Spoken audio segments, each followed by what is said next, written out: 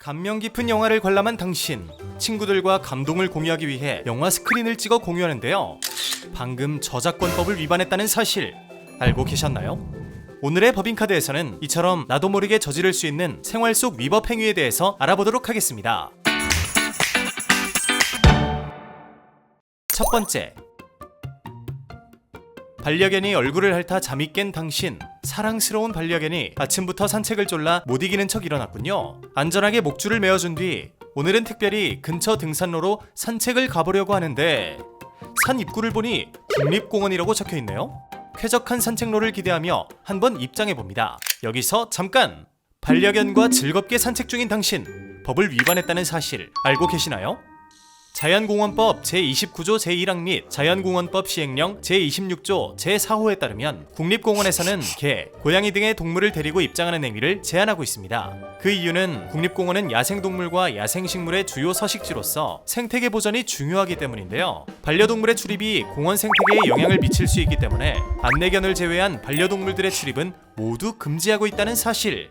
만약 국립공원 내에서 반려동물을 산책시키는 경우 200만원 이하의 과태료가 부과될 수 있다고 하니 야생동식물의 생태계 보전을 위해 반려동물과의 산책은 국립공원 밖에서 이용하는 게 좋겠네요. 두 번째,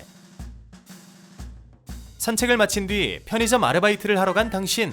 한 손님이 담배를 사러 왔네요. 학생, 나 여기 단골인데 지금 동전이 없어. 라이터 하나만 서비스로 줘.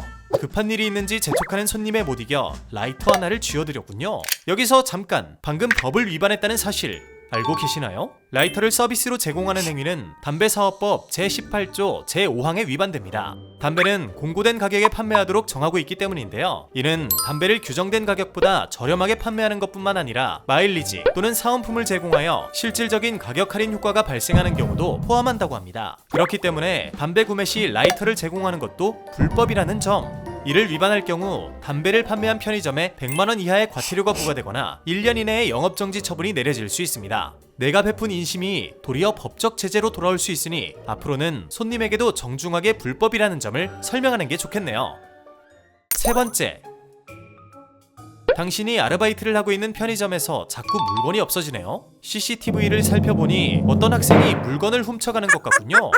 범인을 잡기 위해 CCTV에서 그 학생의 얼굴을 캡처하고 절도범을 찾습니다 라는 문구와 함께 인쇄해 편의점 벽면에 붙여봅니다. 여기서 잠깐! 방금 법을 위반했다는 사실 알고 계시나요? 형법 제307조 제1항은 사실을 적시하여 명예를 훼손한 자를 처벌하고 있습니다.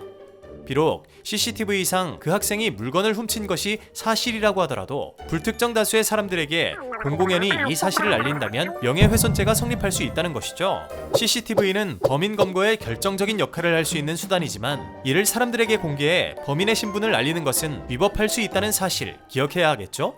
절도 사건이 발생하면 신속히 CCTV를 확보해 경찰에 신고하는 것이 좋겠습니다. 네 번째, 이번에는 아르바이트가 끝난 후 친구와 함께 집으로 가는 당신.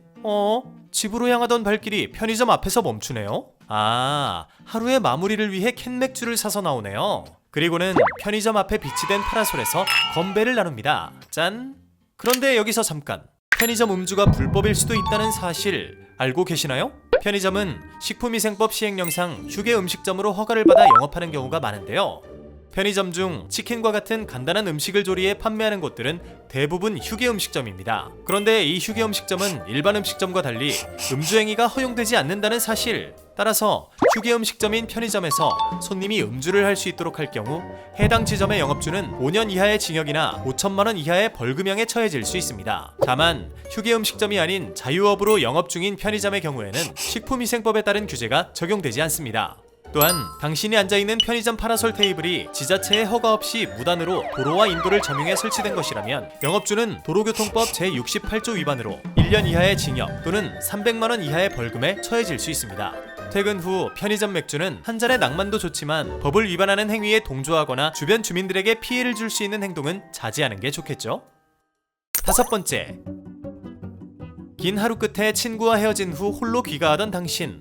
저 멀리 검은 연기가 피어오르는 것을 보고 가까이 가보니 빈집에 불이 났네요. 황급히 119에 전화를 걸자 전화를 받은 소방관은 현장 근처에서 상황을 지켜봐달라고 합니다.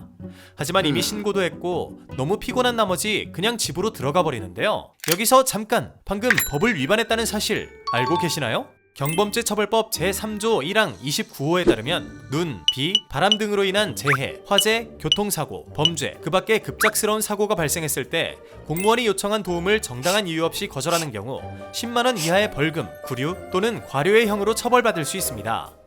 물론 흔히 있을 수 있는 일은 아니지만 오늘 내민 손길이 다음엔 나를 향한 손길로 돌아올 수도 있으니 함께 살아가는 사회의 구성원으로서 의무를 다하는 의젓한 시민의 자세를 가져보는 것은 어떨까요? 오늘은 이렇게 나도 모르게 저지를 수 있는 생활 속 위법 행위에 대해 알아보았습니다. 오늘 알려드린 사항들을 꼭 기억해 두었다가 나도 모르게 법을 위반하는 일은 없도록 해야겠네요. 그럼 지금까지 법인카드였습니다.